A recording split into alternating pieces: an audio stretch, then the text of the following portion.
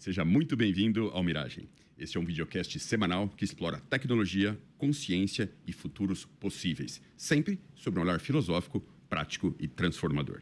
Vivemos uma aceleração tecnológica sem precedentes. Inteligência artificial, biotecnologia, computação quântica, tudo está se transformando diante dos nossos olhos.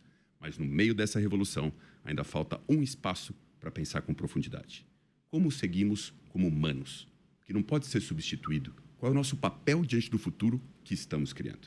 O Miragem nasceu justamente desse impulso. Falar de tecnologia de um jeito mais consciente, provocador e conectado com o que realmente importa.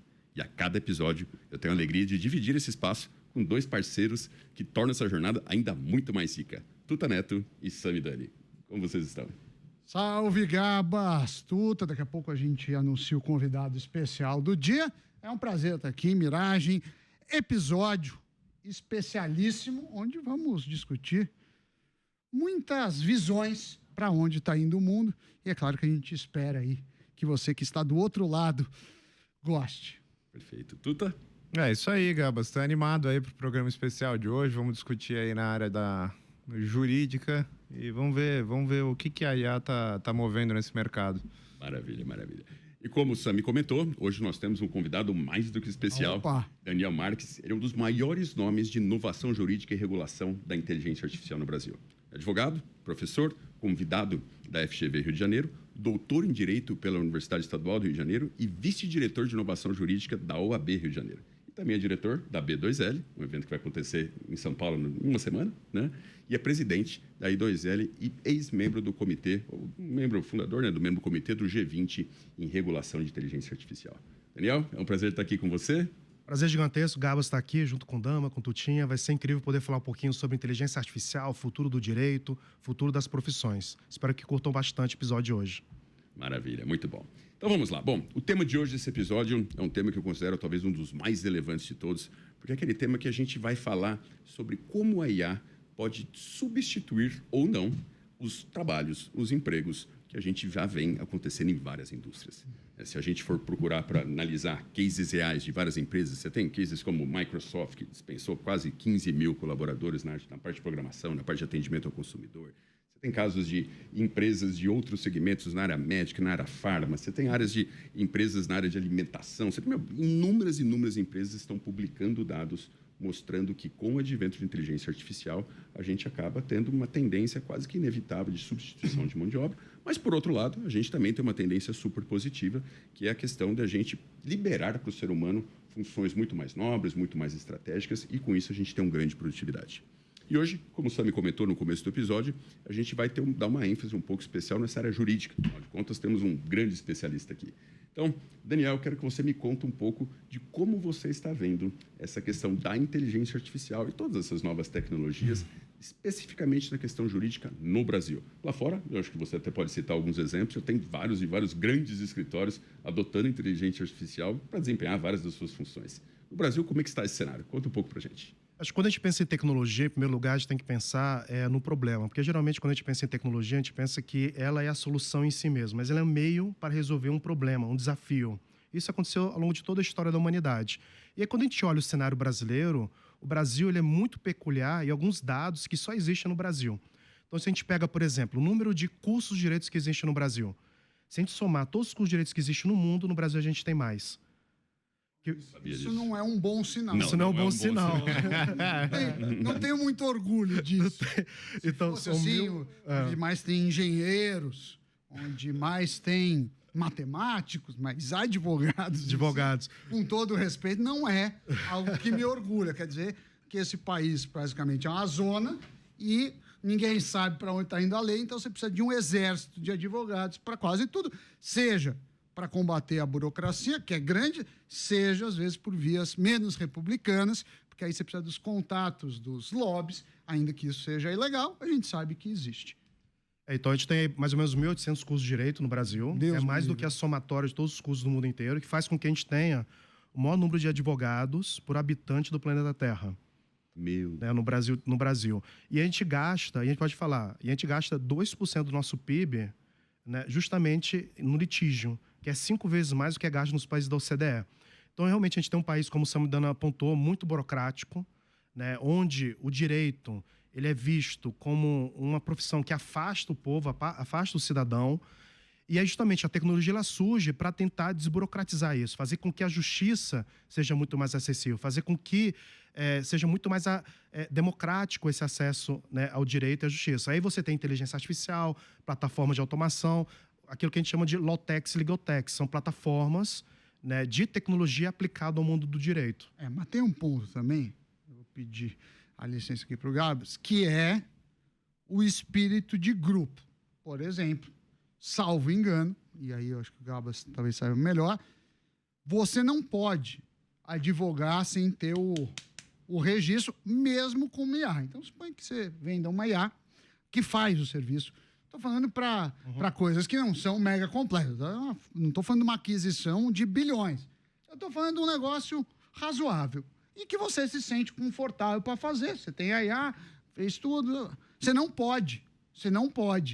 E aí, eu não sei o que é para preservar o cidadão ou o que é para preservar o emprego e fazer uma reserva de mercado para os advogados. Então, também vejo esse espírito de grupo, às vezes, seja via OAB ou outros órgãos, tentando brecar na marra a evolução, a inovação. Isso acontece, na verdade, não só na área jurídica. Não. Essa questão de regulação e proteção, eu dei o exemplo, acontece em todas as áreas. Não, todas as áreas. O Brasil é um lugar muito próspero para reservas de mercado. Sem dúvida. O cara gosta de pedir o alvará, o registro, mas, como a gente está aqui falando de direito, queria um pouco a sua opinião. O que é proteção para a sociedade e o que é proteção para a reserva de empregos, reserva dos próprios advogados? Eu acho que quando a gente fala de acesso à justiça, a primeira coisa que a gente tem que ter em conta é que não necessariamente é acesso ao tribunal, né? Então, quando a gente fala de inovação dentro do direito, óbvio que a primeira coisa que nos vem à mente é a tecnologia, mas o grande desafio, às vezes, não é tecnológico. O grande desafio é o modelo de gestão de cultura que existe. Realmente, a gente tem uma sociedade, uma cultura do litígio muito forte, litigue primeiro, pergunte depois.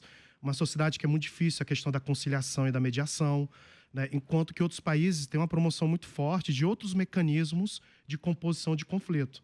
Então, exige no Brasil realmente um processo de educação para modificar esse cenário, né? Então, quando você vai, por exemplo, para a Inglaterra, para você poder, se você tem um processo até 10 mil pounds, né, você pode litigar sem a necessidade de um advogado.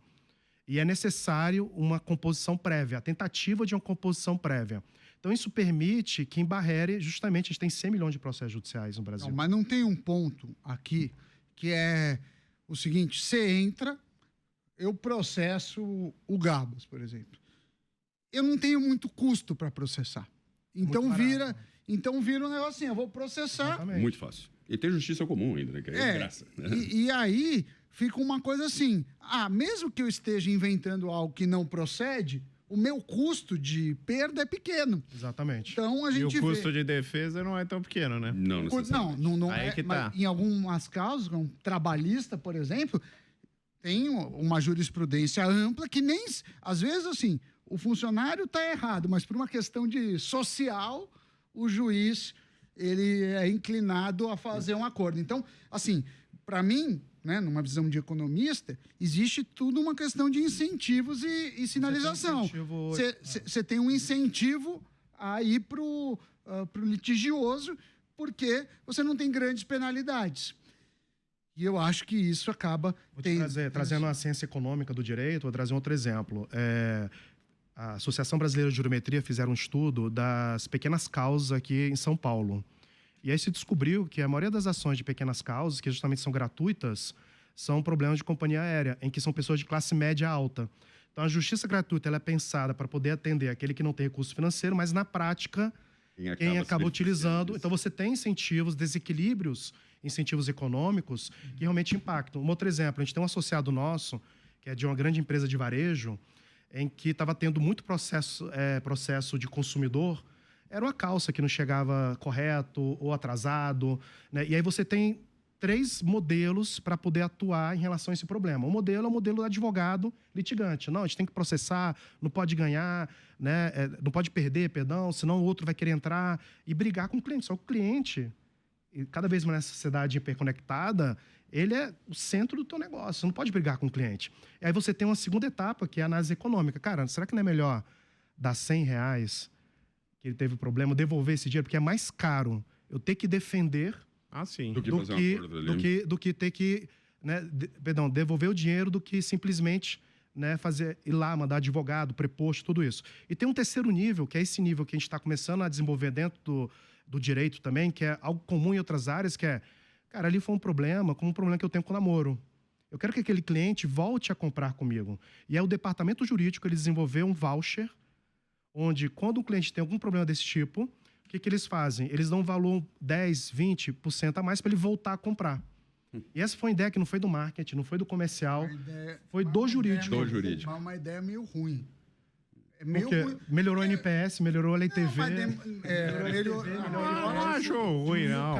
Também não acho. Diminuiu o CAC. Eu acho ruim pelo seguinte, uma vez que a sociedade entende que esse é um mecanismo, você vai ter um monte de gente alegando qualquer coisa, como às vezes acontece em restaurantes, para ter um benefício. Próprio. Então, eu acho perigosa essa ideia. De assim, mesmo que você não tiver certeza, eu te dou dinheiro. Seu comentário é interessante, sabe por quê? Porque é o que eles fizeram. E aí traz uma outra mentalidade, que é a tecnologia novamente. Sem tecnologia a gente não inova, mas muitas vezes o desafio é no modelo de gestão de cultura e de implementação. O que eles fizeram? Vou contratar um sistema, eu vou implementar em todos os clientes? Não. Essa era a hipótese. Fizeram um MVP, prototiparam e começaram a pegar um núcleo de clientes para testando a ideia, justamente ver esses problemas e desafios. E aí, aos poucos, você vai ampliando isso. Então, não chegaram a implementar para todos os clientes de uma vez. Pegaram um grupo... E você fica com o histórico também do cliente. Você fala, pô, o cara fez isso uma vez, fez isso 2 vezes, já começa a ficar esquisito, entendeu? Vamos voltar um pouquinho pro tema. Vamos voltar um pouquinho pro tema que a gente acabou. Senão a gente não acaba... Se a gente for discutir o problema do direito no Brasil, acho que nós não vamos encontrar soluções aqui. E nós temos um tema específico aqui, como a inteligência artificial está modificando tudo isso. Eu lembro uma vez, Daniel, muito curiosamente, eu estava conversando com alguns escritórios de advocacia nos Estados Unidos.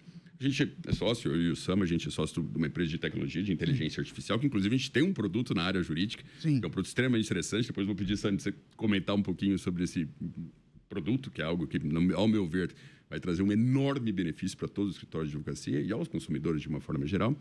Mas um assunto que eu tinha constantemente lá nos Estados Unidos, quando eu estava, que é um país também extremamente ali, tudo é advogado, e caro, né? E caríssimo ali, a coisa acaba ficando muito mais cara que aqui no Brasil. Mas o problema que os escritórios traziam é o seguinte: puxa, mas hoje eu cobro por hora. Todo o meu mecanismo de cobrança é por hora. À medida que você me traz essa solução, que você praticamente reduz em mais de 90% o tempo gasto para eu poder fazer qualquer peça, qualquer defesa, qualquer processo, qualquer petição, como é que eu faço para cobrar? Né? Você vai causar um enorme problema para o meu negócio. Então, olha que coisa doida. Em vez do escritório pensar no benefício para o cliente, falar, puxa, eu vou poder realizar o mesmo serviço, talvez até com uma qualidade melhor, num preço muito mais em conta. Não, a preocupação é, eu quero cobrar mais, como é que eu posso ganhar mais? Como é que você vê isso no Brasil, esse modelo que existe de cobrança por hora do advogado tradicional, que realmente a gente sabe, uma peça que talvez um paralegal ou um advogado júnior vai levar horas para fazer, com IA você pode fazer isso em segundos. Né? No Brasil, a gente tem um cenário um pouco diferente do cenário americano, mas realmente esse desafio do billable hours, né, que é os honorários que a gente chama aqui no Brasil, é um desafio que já está sendo discutido lá fora, já tem 8, 9 anos. Porque todos eles estão antevendo isso. Olha, o modelo de honorários vai acabar ou vai ser muito reduzido. Perfeito. E aí o que alguns escritórios estão fazendo é projetos. Então a contratação ele não é pelo número de horas, mas por projetos. Mas existe uma transição nisso. A gente visitou, né, alguns escritórios, tanto em Nova York, né, o Allen Overy, né, que fica em Londres, o Hogan Lovells, são grandes escritórios com patrões bilionários. E eu sempre perguntava, você não tem medo de ser substituído ou de contratar lá um tech, legal tech? Ele falou assim, ele olhou para mim assim, que é uma pergunta muito comum no Brasil, né, especialmente há 5, 6 anos atrás, quando surgiu a B2L, eles me olhavam com uma cara meio estranha. Assim, como assim medo? De ser substituído. Eu falei assim, não, cara, se eu não usar uma tecnologia e atender melhor o meu cliente, o concorrente vai fazer. É o óbvio, né? Então eu percebo que lá fora, na verdade, eles têm uma visão de que o cliente ele é o centro do negócio. Você tem que trazer melhores ferramentas, gerar mais valor, mesmo que, de repente, eu tenha que diminuir os honorários, mas ele vai contratar ele para outros produtos e serviços. Então, você tem esse modelo. O que está acontecendo lá fora, tanto em Londres quanto nos Estados Unidos? Aqui no Brasil, nós temos o escritório de advocacia que copiou esse modelo de estrutura da Inglaterra. tá ok? Mas na Inglaterra mesmo já existe, por exemplo, o que eles chamam de Alternative Business Structure. São escritórios de advocacia que têm a permissão da Law Society, que é uma espécie de OAB deles, para poder ter um quadro societário, por exemplo, não advogado. Para poder ter equity em startup. Porque hoje em dia, o modelo mais tradicional de escritório de advocacia só posso ter como sócio advogado. Nos Estados Unidos, tem alguns estados que permitem. Já começaram. Tem Washington, dois estados, DC, por exemplo, já tem pode. 2 ou 3 estados que estão copiando esse modelo. Utah, se eu não me engano. Esse modelo justamente de Londres. Então, ali permitiu uma coisa bem interessante. No primeiro momento, houve uma crítica muito grande dos advogados, falando que ia ser a Costco Law, que é o hipermercado que tem qualquer esquina. Deles lá. Agora vai banalizar. E o que aconteceu foi justamente o contrário. Eu conversei com a Cristina Blacklaw, que era a presidente da Law Society, e que foi responsável dessas permissões. Foi o pequeno advogado que tem uma esposa que é contadora, um filho que é do marketing, e eles começaram a ter uma estrutura de empresa. Então, pequeno e médio, conseguindo trazer profissionais interdisciplinares e tendo uma visão muito mais de negócios. Muito bom. Então, esse é um modelo que tem muito comum lá nos Estados Unidos. Os grandes escritórios, que é o Golden Circle, né, que fatura acima de 1 bilhão, eles continuam com o modelo tradicional. Só que o que eles estão fazendo? Eles estão criando um modelo de empresa, chama-se ALSP, Alternative Legal Service Provider. Alguns chamam de Law Company, diferente de Law Firm, que é como se fosse uma Big Four focada em direito. Então, tudo que é direito continua sendo do escritório, mas tudo que é melhora de processos, gestão, porque os departamentos jurídicos que contratam os escritórios precisam melhorar BI, melhorar procedimento, processo, implementar IA, poder checar regulatório no mundo inteiro. E isso eu posso estar delegando para uma empresa. Então, tem esse modelo, que é o próprio escritório sendo empresa, transformado em empresa, e tem um modelo, que é o modelo onde eles criam tipo uma subsidiária do escritório, e esse oferece serviços mais relacionados à empresa. Então, está começando a surgir vários modelos diferentes de escritório de advocacia no mundo inteiro, em Londres. Que é inevitável, né? Até, curiosamente, Daniel, e eu vou te chamar aqui daqui a pouco, eu estava almoçando ontem com 2 sócios de um dos grandes escritórios de advocacia aqui do Brasil. Né?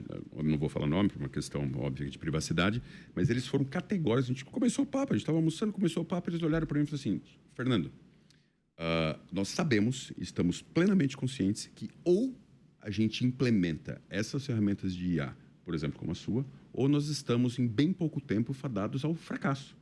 Porque não existe mais possibilidade hoje de nenhum escritório de advocacia que queira ter uma relevância em termos de participação do mercado que não utilize essas ferramentas por uma questão de grande produtividade, redução de custos, aumento de eficiência e assim por diante.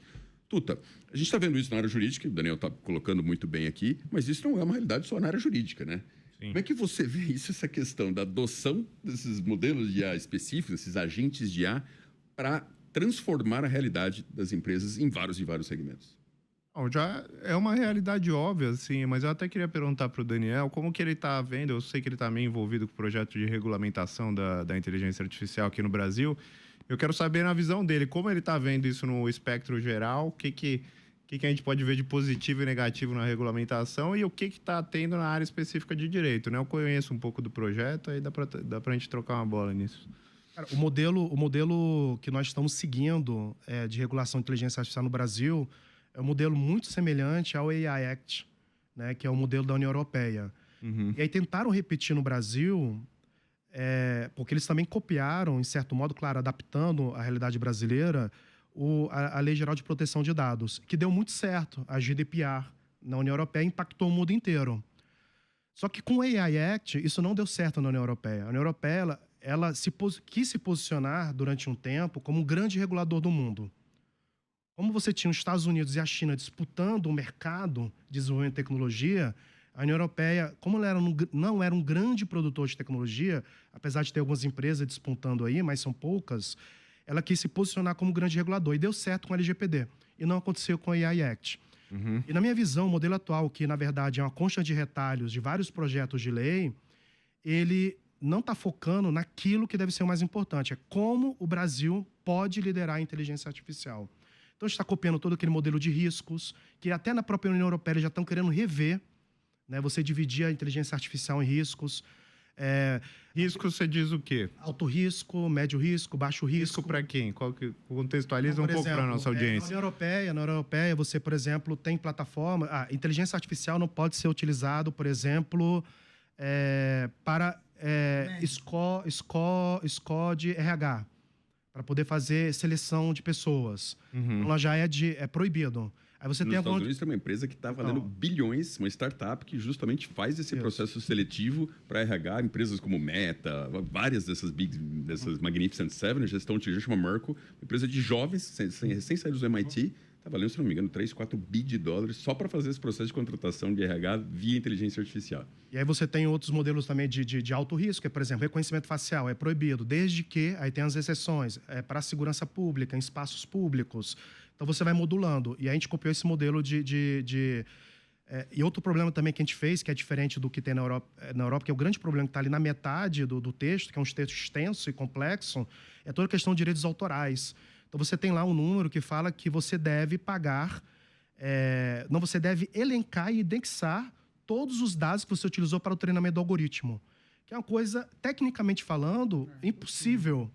Então, ele pede algo na lei que, tecnicamente, é impossível de você realizar, ou beira o impossível, aumentando... E mesmo que seja possível, você aumenta o custo, né, de geração de algoritmos que seriam algoritmos brasileiros, né? Como é que a gente... Então, assim, eu acho que deveríamos seguir mais um modelo, que é um modelo, na minha visão, o americano e o inglês, que existe um modelo mais principiológico, diretrizes gerais, muito focado na segurança da informação, que é a importância, segurança do Estado, segurança das empresas, e você deixar as instâncias reguladoras de maneira setorizada. Mas você vê que tem chance de ir por esse caminho ou não? Porque existe um movimento muito forte de barreirar, mas, ao mesmo tempo, o governo, existe um movimento muito forte do próprio governo querer manter esse projeto de lei. Então, alguns dizem que não vai vingar, outros dizem que irá vingar. Eu acho que, caso vingue, será uma lei, na minha visão, natimorta, porque ela vai ser muito eficaz em muitos pontos e vai colocar o Brasil 200 anos atrás. Acho que vai ser natimorta ou vai ser aquela lei para os amigos do rei, né? Se ela só pega quem interessa, aquele velho modelo do Brasil. O Brasil é difícil de ler, assim, né? Cada página, a cada dia, né, é somente complexo. Mas muitos pontos são... Assim, em última instância, sem levar o contexto político, né, discussão política, mas, assim, economicamente falando, enquanto sociedade, enquanto geração de empregos, enquanto o bonde da história que está passando, o Brasil está liderando a inteligência artificial, nós estamos perdendo. E estamos ficando para trás. Isso é fato. Essa é uma grande preocupação, inclusive eu tenho, a gente comenta aqui sempre, né? Essa questão da desatenção dos órgãos regulatórios, do governo no Brasil, para entender essa revolução que está acontecendo no mundo e essa morosidade deles de tomar uma decisão, de fazer algo que seja proativo. Eles estão pensando em regular de uma maneira que vai colocar a gente na velocidade que as coisas vão no século passado, né? Exatamente. E a gente vai ficar regulando o que o outro faz no nosso quintal, né? Em vez de a gente estar criando soluções e colocar no quintal dos outros, né? A gente está liderando, gerando soluções, tecnologia de ponta, né? Hoje o Brasil, quando a gente fala de Lautex e Legaltex, nós somos o Vale do Silício do Direito. Assim, em diversidade de soluções, justamente devido à complexidade do jurídico brasileiro, a gente tem uma gama de soluções que em outros mercados não é tão comum e não é tão forte. Né? Então, assim, mas até o próprio judiciário brasileiro também, ele é um exemplo em tecnologia e inovação. Só que o grande desafio, às vezes, não é a própria tecnologia, mas é esse modelo de gestão e de organização, né, de como eu utilizo essa tecnologia no dia a dia. Né, o CNJ mesmo, o CNJ, que é o órgão que regula os tribunais, ele tem várias iniciativas muito interessantes, por exemplo, de interoperabilidade de dados. De você poder plugar através de APIs aos dados dos processos judiciais. No Brasil, é direito constitucional o acesso ao processo judicial, ele é público. E aí você tem as exceções como segredo de justiça. Enquanto que outros países, por exemplo, você vai para os Estados Unidos, você ter acesso aos dados dos processos judiciais é muito caro. E aí permite que no Brasil a gente tenha uma gama gigantesca de Lautex e Legaltex de IA generativa. Enquanto no Brasil você tem um monopólio de Lautex e Legaltex de IA generativa e contratá-las são muito caras. Então, no Brasil, em relação aos Estados Unidos ou até a própria Inglaterra, por exemplo, Inglaterra você tem acesso à decisão.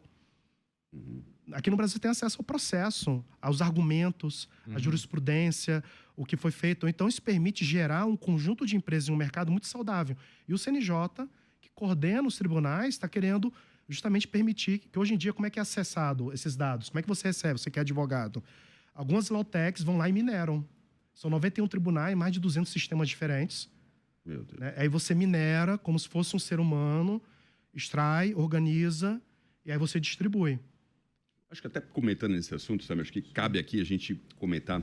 A gente tem que comentar rapidamente, a gente tem um produto, né, uma solução de inteligência artificial que atua justamente nessa área, que tem um pouco dessa função que você está comentando. Sabe, você pode contar um pouquinho da Fresh Codes e um pouquinho do Rui? A Fresh Codes é uma empresa que a gente fundou, somos sócios, e um dos principais produtos é o Rui, que é um produto jurídico. O que a gente fez? A gente tenta emular as etapas do processo de um advogado, mas esse produto ele não é feito para pessoa física, ele é feito para o advogado. Até então, pelo menos na maior parte, os advogados usam um negócio que chama clicador, que é uma espécie de montador. O cara vai clicando lá e monta uma peça padrão. O nosso, ele faz análise das premissas, né? Depois ele vai lá nas principais teses do direito, na jurisprudência, e, inclusive, ele calcula as chances pelo passado de você ir pelo caminho A, pelo caminho B e o caminho C. Ou seja, a gente não está sugerindo a exclusão dos advogados, mas sim que seja um aliado. Evidentemente, o que tomava 2 horas, o advogado vai fazer talvez em 10 minutos, talvez em 15 minutos, mas existe um grande atalho para isso. Acho também que aí quando você fala de law techs, assim, tem uma confusão muito comum do entendimento de e automação. A maior parte dos casos é automação. Isso que você está falando, eu entro lá, pegar a jurisprudência, é uma automação. Você não está... Você está pegando processos que são mecânicos, mas sempre o cara vai clicar, vai digitar e automatizando. Quando você fala em IA generativa, não. Você está falando, não, aí eu vou criar uma peça do zero, aí eu vou fazer isso. Evolui muito, ainda tem pouca gente fazendo isso, porque é difícil, e pelo menos a gente tem aí, acho que quase 10 clientes, todos aprovaram, e vai mudar muito. Então eu vejo, assim, um pouco de resistência dos advogados, falando assim, não, mas aqui é um pouco de arte, um pouco de técnica, um pouco de habilidade, um pouco de conhecimento. Mas quando a gente faz um teste cego e pergunta para um terceiro advogado, inclusive a gente contratou advogados independentes para poder fazer esse produto, a IA quase sempre ganha. Por quê? A IA é perfeita? Não é perfeita. Só que para você contratar uma IA, ela não precisa ser perfeita. Basta ela ser melhor que o ser humano, que também não é perfeito. Exatamente. Então, esse eu acho que tem um vínculo também forte com o que você falou de RH. A IA, provavelmente, contratando, vai errar em uma ou outra contratação, mas o ser humano também erra. Assim, erra bem, né? Sem contar a evolução que tem uma velocidade muito superior a qualquer ser humano. Inclusive, o Mark Zuckerberg falou essa semana que passou que estamos chegando lá na meta, na superinteligência, que seria um ponto de singularidade tecnológica. Ou seja, ela se auto-aperfeiçoa, ela aprende tanto que você já não consegue mais explicar o nível que você chegou. Não tem como acompanhar. E aí, eu acho que a gente está no começo, né? Se a gente pensar o próprio GPT, tem o quê? 2 anos? Imagina. É um bebê ainda. É um bebê, e o que já evoluiu, né? É impressionante. Mas eu acho que o mundo jurídico vai mudar muito a maneira de price, a maneira de auferir e também de agregar valor. Porque talvez você precise do advogado experiente para ele ter os caminhos da IA e falar, esse é bom, esse não é. Isso a gente está falando de um escritório, e acho que isso é legal, e a gente faz no produto da Fresh Codes, é falar do processo. A gente chega para o advogado e fala, qual que é o processo que você faz? Não, eu olho aqui, depois eu olho aqui na minha jurisprudência, porque jurisprudência no Brasil não é tão pacificado como nos Estados Unidos, que decidiram isso e acabou. E aí você replica o processo do escritório com a IA. Não é uma IA que você chega no GPT ou no Gemini e fala assim, faça uma peça de defesa. Então, eu acho que a gente vai caminhar para um caminho parecido com esse. Concordo plenamente com você, Sammy. Eu acho que, infelizmente, nosso tempo aqui já tá se esgotando. Mas eu queria rapidamente aqui comentar, agradecer, obviamente, Daniel. Na verdade, nosso tempo vai ficando por aqui na Jovem Pan, né? Mas se você quiser ouvir a continuação desse nosso papo, que é a versão completa desse episódio, é só você ir no nosso canal no YouTube, Miragem Podcast, ou nas principais plataformas de áudio. E aproveita e já segue também o Miragem Podcast nas redes sociais para acompanhar todas as novidades. O Miragem tem o apoio da Fresh Codes, uma empresa que entende do poder da inteligência artificial para expandir o potencial humano.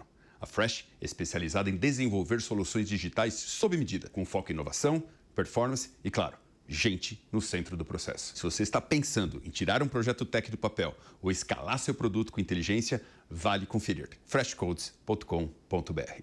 Mas continuando o nosso papo aqui no canal do Miragem Podcast aqui no YouTube e outras plataformas de áudio, queria me aprofundar um pouquinho nesse tema que a gente está trazendo aqui, que é essa constatação, que hoje realmente é perfeita. Não, está longe de ser perfeita. Ainda tem, como o Sami comentou, estamos falando de 2 anos apenas de que existe isso no mercado.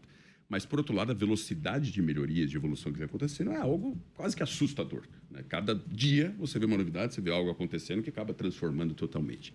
E a gente, obviamente, vai ver impactos disso em todos os segmentos. A gente se aprofundou bastante na questão jurídica, até porque era o tema desse podcast com você aqui, Daniel. Até puxei aqui um pouco o cututo, o fato de, obviamente, a gente vai ver isso acontecer em todas as outras áreas também. Isso é inevitável que aconteça.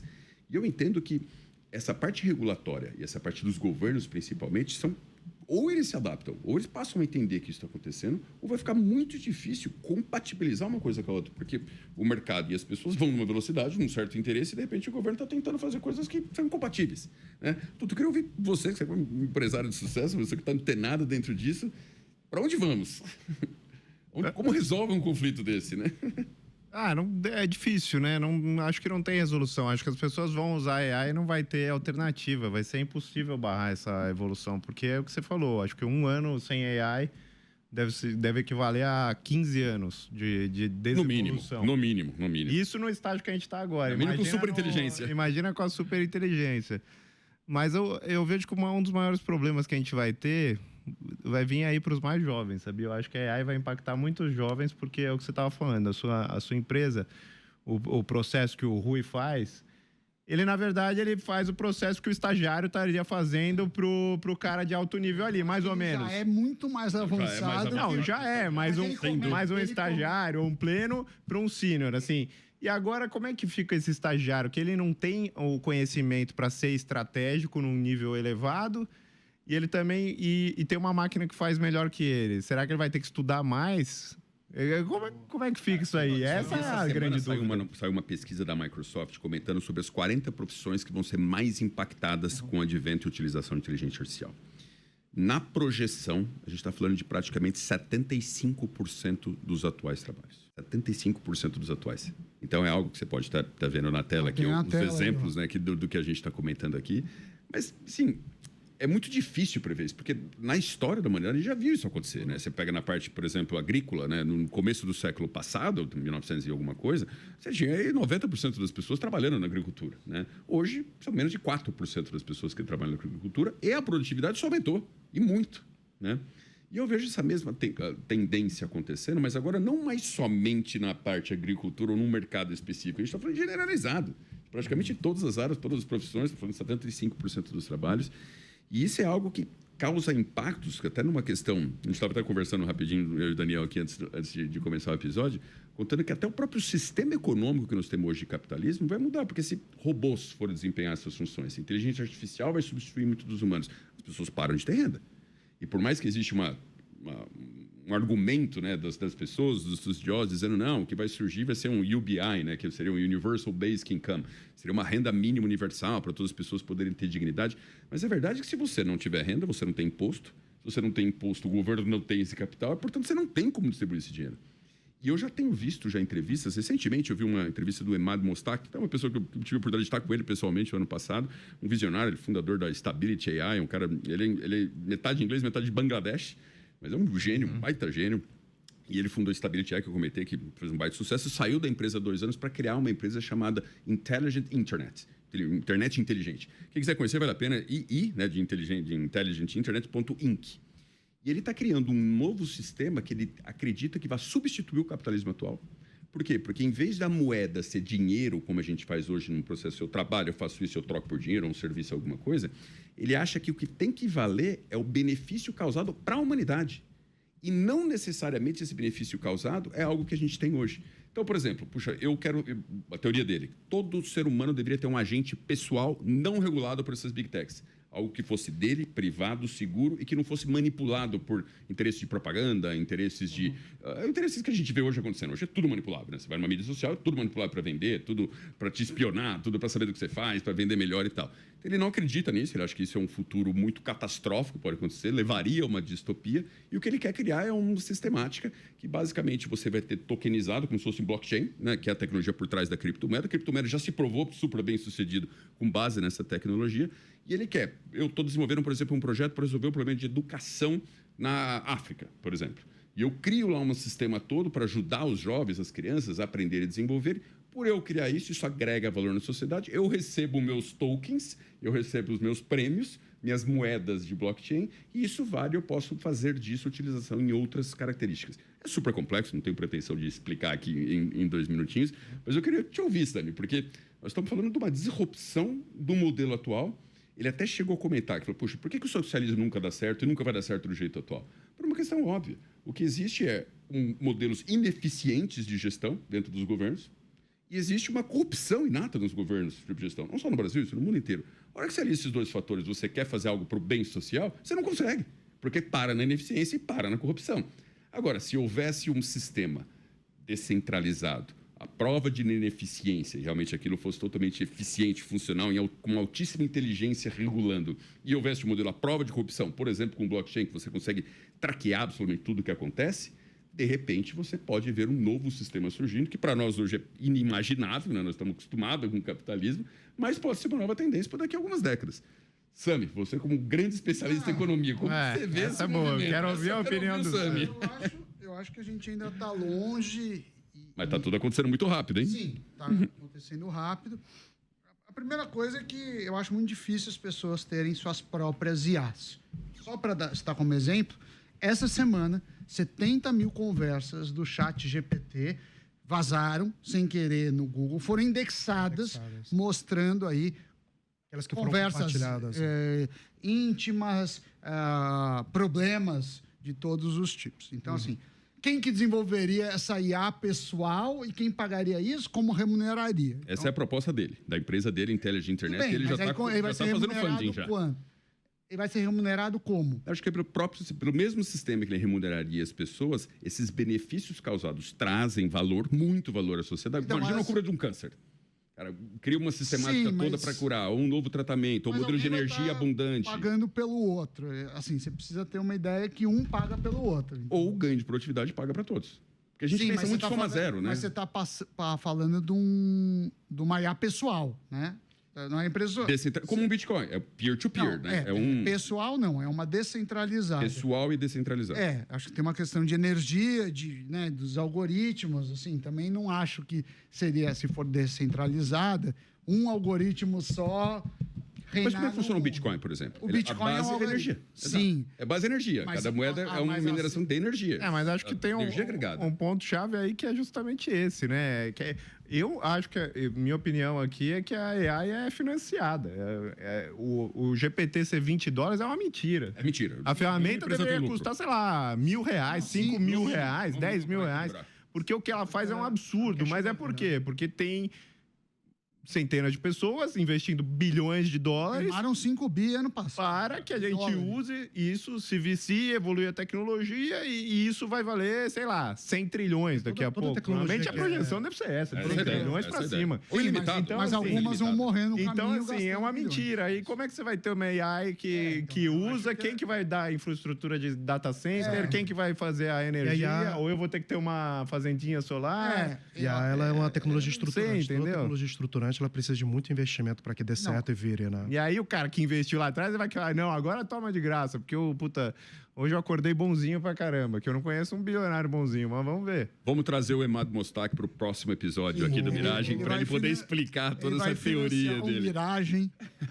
Essa discussão é a mesma discussão que tinha nos anos 80 do modelo open source e closed source, que você vê o Linux, o Windows. O Linux é open source, mas o que vence hoje em dia rege é o sistema Windows e o sistema Mac, que é privado. Mesmo e assim, aí agora Android, a mesma coisa, o celular, tudo. Então você tem essa perdeu. No final, essa é a volta. O GPT, o OpenAI era para ser assim e desistiu no meio do caminho. Não sei se perdeu também é a palavra certa, porque é um modelo híbrido que acelera a evolução, né? Sim, eles fazem coisas open source. dentro de um modelo que também existe um braço pago, para quê? Para você ter aquela evolução de rede e também ter a propriedade para vender. Que nem o modelo do freemium. Você tem uma versão free que é muito limitante, e se quiser mais, você paga o premium. Isso funciona para YouTube, funciona para Spotify, para tudo. Mas esse modelo já não é um modelo descentralizado. Não é a proposta. Não é a proposta dele. É quase um GitHub ali, né? O GitHub funciona, mas assim, moderadamente. Assim. Você não chega no GitHub e faz um banco, se você quiser, só por isso. Talvez partes da estrutura de um banco estejam abertas lá, você põe um programador, mas não é assim, clica aqui. Eu acho que existe uma discussão e, para mim, pelo menos, não é claro que vai para esse caminho. Tem muitos caminhos possíveis. Tem algum modelo econômico, Sami, de algum grande estudioso, um grande economista, que prevê uma mudança radical nos sistemas econômicos atuais, por exemplo, capitalismo, uma mudança... Porque, assim, mas tem um monte de economista falando, inclusive o Prêmio Nobel, falando que o Bitcoin vai ser zero o valor e vai acabar as criptomoedas, porque eles acreditam que, primeiro, tem uma questão, teve até essa semana também, o Elon Musk perguntou para o Grok qual que era a chance da computação quântica quebrar o algoritmo. O Grok falou 0, mas eu fiz a mesma pergunta para o GPT e falou assim, otimista, 2035. Moderado, 2040. Pessimista, 2045. Para quebrar. Para quebrar... Que, na verdade, com computação quântica, eu tenho visto estudos, né? Eles dizem, a teoria que todos dizem, e diziam isso há 40 anos, quando começaram os primeiros estudos, e hoje continuam dizendo. Eles falam o seguinte, que parece que esse modelo de quantum computing, de computação quântica, é como se entrasse num universo paralelo, realizasse tudo que tem que realizar e volta. Porque cálculos no computador atual, no mais poderoso computador atual, levam 7 trilhões de anos. Imagina, o universo tem 13 bi. Nós estamos falando de 7 trilhões. Faz em segundos. A hora que você tiver... É inimaginável uma coisa. Vai quebrar tudo, não só a criptomoeda. Vai quebrar todo o sistema bancário, todo o sistema financeiro, NASA, Pentágono, o que quiser vai quebrar. Mas tem uma diferença. A criptomoeda, o algoritmo é estático. É estático. O cara fez o Bitcoin, é assim e acabou. Você não tem upgrades no Bitcoin, até onde eu sei. Até agora ninguém quebrou, né? Não. Mas o que pode acontecer? A criptografia do banco também vai ser quebrada. Só que aí o banco pode pegar o computador quântico e fazer uma criptografia que seja mais avançada que ele. No Bitcoin, isso pode acontecer. Claro, podem fazer um equivalente? Podem. Mas... disso. Então, tem muitos economistas que falam assim, os governos vão acabar regulando, eles não vão querer perder o controle e vão ganhar essa briga. Assim, eu mesmo não consigo me posicionar e falar, não, vai ser o futuro. Isso não, claro, por uma questão de diversificação de risco, fala assim, talvez seja prudente você ter um pouco de criptomoeda, um pouco disso, porque você não sabe para onde vai. Acho que terra vai valer bem no futuro. Então, tem gente que fala terra, tem gente que pega a conta, eu não sei se já viu essa conta, quantas pessoas, a área do mundo necessária para todo mundo viver é muito pequena, assim. Ou seja, o mundo ainda tem muita área. É um absurdo. Até essa questão populacional, cabe muito mais do que tem hoje. Assim, é concentrado, né? O problema é que é concentrado. Não, sim, mas no limite, você expandiria facilmente e resolveria o problema. Enfim, sem dúvida. Tem muitos pontos disso. Mas é claro que a gente dá nossos chutes, nossos palpites. Às vezes tem alguns estudos que nos convencem mais, outro mesmo assim. Mas como modelo econômico, eu não vejo ninguém, assim, claro, se entrar na internet tem milhares, mas estou falando de economistas de peso, assim, né? Prêmios Nobel, professores de grandes universidades, todo mundo, assim, meio assustado, eu diria, assim. Concordo. Essa discussão me lembra muito, no final do século XVIII, início do XIX, era a discussão do esterco, né? Porque tinha cavalo. E aí tinham estudos falando que em 30 anos ia ter 13 metros de merda, né, de esterco em todas as cidades. Manhattan era um problema gravíssimo. E aí, quais eram as soluções para isso? A solução era contratar mais pessoas limpando, diminuir o número de cavalos. Eram soluções dentro do sistema. Regular o cavalo. E aí regular o cavalo. Rações específicas que prendiam o destino do cavalo. E aí você surge o carro e resolve o problema. E ninguém pensava nisso. Pensado. Aí você pensa a mesma coisa. Quanto tempo a gente ficou discutindo, não lembro muito bem, sair todos os dias nos jornais, era discussão porta de banco. Porque todo dia alguém ficava preso. Era racismo, não era racismo, ou era mulher, não era homem, e aí era porque era pobre, porque era rico, tirava roupa, ficava pelado, e aí discussão, deixa a porta, tira a porta, regula, não regula, e vai lá, advogado para Brasília, volta, banco discutindo, e aí surge o banco digital e fala assim, para que banco físico, né? Exato. Então assim, quando a tecnologia surge, são eliminadas várias coisas que a gente nem imagina que vão ser eliminadas. Quando a gente pensa com eletricidade, por exemplo, vai acabar com as pessoas que acendem vela, né? Só que com isso, quando surge a eletricidade, a gente estava em extinção as baleias, né? Que era utilizado o óleo que tirava da gordura da baleia. Então, assim, com a inteligência artificial, a mesma coisa. Eu acho que vão ser eliminadas coisas e problemas que a gente nem imagina. Porque agora a gente está na primeira etapa, que é o quê? Você citou o que muitas soluções estão fazendo, é automatizar o que existe. Eu pego a lógica analógica do que existe agora, levo para o mundo digital, mas a lógica continua analógica. Esse é que é a automação, basicamente, mesmo utilizando inteligência artificial ou não. Depois tem uma segunda lógica, que é da inovação. Como é que eu repenso? Porque, no final, o mais importante não é o processo, mas é o produto final daquilo que eu quero. É o resultado. Então, um exemplo na justiça brasileira. Entra na justiça gratuita ou não, aí cria-se o consumidor.gov, que é uma plataforma gratuita do governo para fazer negociação, onde tem um índice de resolução de 80%. Entendeu? E assim, então, são novos caminhos. São novos caminhos. Dia para noite muda tudo. Então, assim, é isso que a gente... E depois tem um terceiro elemento, que é da eliminação, né? Que assusta um pouco. Coisas vão desaparecer realmente. Não existe mais o Rábula, não existe mais o cara que acende luz de poste, não existe mais o sindicato de cocheiros. E é um desafio muito grande. Mas eu enxergo que a gente está caminhando para uma sociedade cada vez mais complexa. Não uma sociedade cada vez mais simples. É uma sociedade cada vez mais complexa, vai ter mais conflitos. O advogado ele vai existir sempre. Agora surge um novo modelo de exercício da advocacia. É necessário tantos? É necessário essas especializações? Antes da LGPD não existia o advogado especialista em segurança de dados, né? E LGPD. Agora tem, você tem que ter lá o officer de proteção de dados. Sim. Então, eu acho que com as outras profissões vão acabar. Claro, o pessoal fala, mas a velocidade é tão grande que a gente não consegue substituir, não sei. Pensa nas redes sociais. Quanto tempo tem as redes sociais aí entre a acessão aí do Facebook, surgimento do Instagram, TikTok? A quantidade de profissões que começaram a surgir, um ecossistema em volta e que vai ser eliminado, porque o Zuckerberg falou que o sonho dele é criar já uma IA que substitua o gestor de tráfego, né? E um mídia social. Então, assim, mas eu concordo com você, né? Eu acho assim que o ser humano tem uma capacidade de adaptação muito grande. Muito. Né? Muito grande. E hoje, eu concordo com tudo que todo mundo disse aqui, que é muito difícil a gente conseguir prever o que vai acontecer daqui a pouco, porque essas inovações e disrupções, elas, como o nome mesmo diz, é uma disrupção. Então, todo o caminho que todo mundo pensava, de repente aquilo se dissolve e cria-se um novo caminho totalmente diferente, que hoje é imprevisível.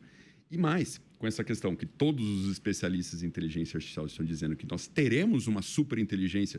Tem gente falando no final do ano que vem, tem gente falando em 2029, 2030, é irrelevante. 1 ano, 2 anos, 4 anos, 10 anos que seja, isso é irrelevante, porque é nada do ponto de vista da história. Com isso, aí mais ainda nós não temos como saber, porque a gente consegue pensar até onde nossa capacidade de inteligência intelectual enxerga. Que é muito menor do que a tecnologia. Do jeito que a tecnologia está indo, daqui a pouco nós estamos... O ser humano tem o QI, que é os gênios, o ser humano tem quanto? 130, 140, 150 de QI. As IAs já têm esse modelo, mas com acesso ao todo e total conhecimento já produzido pela humanidade, já estamos falando de criar conhecimento sintético, porque o que já foi criado pelo ser humano já se extinguiu. Então, eu acho que nós vamos ver muita coisa. E eu me amparo num aspecto aqui, que é o aspecto de que, com mais inteligência, em tese, ou pelo menos essa é a minha crença, mais inteligência é igual a mais sabedoria, e mais sabedoria é igual a mais coisa boa. Então, eu acredito piamente que a gente virá um futuro muito mais próspero do que nós temos hoje, mas não sem antes, nessa fase de transição, a gente passar por vários perrengues e várias disrupções e várias coisas que hoje não são previsíveis. Então, a gente vai ver um pouco de choro e ranger de dente aí no meio do caminho, mas provavelmente no final a gente vai ver alguma coisa muito mais próspera. Tem uma visão muito que disrupção, ela é muito mais do que uma ruptura, é um resgate daquilo que é a essência do ser humano. Você pensa o seguinte, o ser humano, enquanto ser humano, ele, caminhando, ele colonizou o mundo inteiro. Né? E aí depois doma os animais. Então, assim, depois vem o carro, o avião. Então, assim, ele modifica ali o modelo. Depois surge o Uber, táxi. Agora o robotáxi. Agora não tem nem mais motorista. Vai lá para São Francisco que pega. O modelo, ou seja, o modo que você chega... Mas, em última instância, a essência do ser humano é o quê? Locomover-se. Comunicar-se, é a mesma coisa. O ser humano se comunica desde toda a eternidade. Né? Estava agora lendo um artigo que é justamente quando, no período grego, ele sai do período da oralidade, que tudo é transmitido de maneira oral e através da memória, os poetas, né, que cantavam, né, a Ilíada e tudo isso, e aí começa a ter escrita, e Sócrates era contra a escrita, porque ele falava que a escrita não transmitia toda a essência da mensagem do que falando. Né? E Sócrates, que é um dos pais fundadores da filosofia. Então surgiu... Só que com a escrita, dá espaço para a crítica da poesia e a crítica do mito, e um espaço maior para a filosofia, para a história, para o relato. Mas o modo que o ser humano está se comunicando. Perfeito. Só que um modo diferente. Vai evoluindo. E aí depois surge a imprensa, depois surge o jornal, surge a internet. A mesma coisa, o ser humano se organiza em sociedade, em Estado, tem que transmitir mercadoria. Né? Hoje em dia o melhor modelo é o capitalismo. Pode ser que surja outro? Não sei. Pode ser, exato. Mas a essência vai ficar. Agora, a disrupção, acho que é mais no modo que a gente realiza isso. Perfeito. Maravilha. Bom, pessoal, a gente agora já está chegando a nossa hora aqui de encerrar. Eu queria rapidamente, aqui, alguns segundos, tu também faça as suas considerações finais aqui. Sem considerações. Tô animado aí. O podcast foi bom hoje, o papo foi longe. Vamos pro próximo. Maravilha. Muito obrigado aqui. É incrível estar aqui no Mirage, com Super Tuta, com Super Dana. Fernando conheci hoje também. Muito obrigado pelo convite. Espero poder participar outras vezes. É um tema apaixonante, né? Acho que o futuro, ele não é amanhã, mas é agora. Né? E a gente tem dois caminhos. Ou a gente entende o que está acontecendo e lidera esse futuro, ou a gente vai ser atropelado por ele. Então, assim, qual é a decisão que você quer tomar? Porque ficar reclamando, chorando, né? Deveria ser assim, deveria ser assado. Eu acho que é ler o cenário, ler a realidade e tomar a dianteira disso. E acompanhar o Miragem Podcast, porque aqui a gente discute justamente todas essas novidades, atualizações que estão acontecendo, e a gente faz esse exercício aqui de locubrar possíveis futuros para que você possa junto acompanhar com a gente. Samidana? Agradecer a companhia de todos vocês nesse episódio, a você que está nos vendo ou ouvindo, pelo carinho da sua audiência, e eu acho que aprendendo o processo, né? O Miragem está aí para isso. Sim, muita coisa vai mudar, mas a gente vai estar aqui tentando aprender, evoluindo e também mudando assim com as novidades de AI e de tecnologia. Maravilha. Bom, muito obrigado, Daniel, pela ilustre presença aqui. Obrigado, meus parceiros de Miragem aqui. É sempre uma honra e um prazer estar com vocês. Obrigado você que está aqui na audiência do nosso podcast aqui, do Miragem. Até uma próxima oportunidade, que a gente tem vários outros assuntos extremamente relevantes para tratar. Inclusive, um deles é um tema que surgiu aqui, essa questão do Bitcoin. Então, provavelmente, nós vamos trazer um convidado especialista nisso, para você poder entender um pouco mais sobre isso e elocubrar conosco possíveis futuros para a economia, para a moeda, reservas de mercado e assim por diante. Muito obrigado e até a próxima.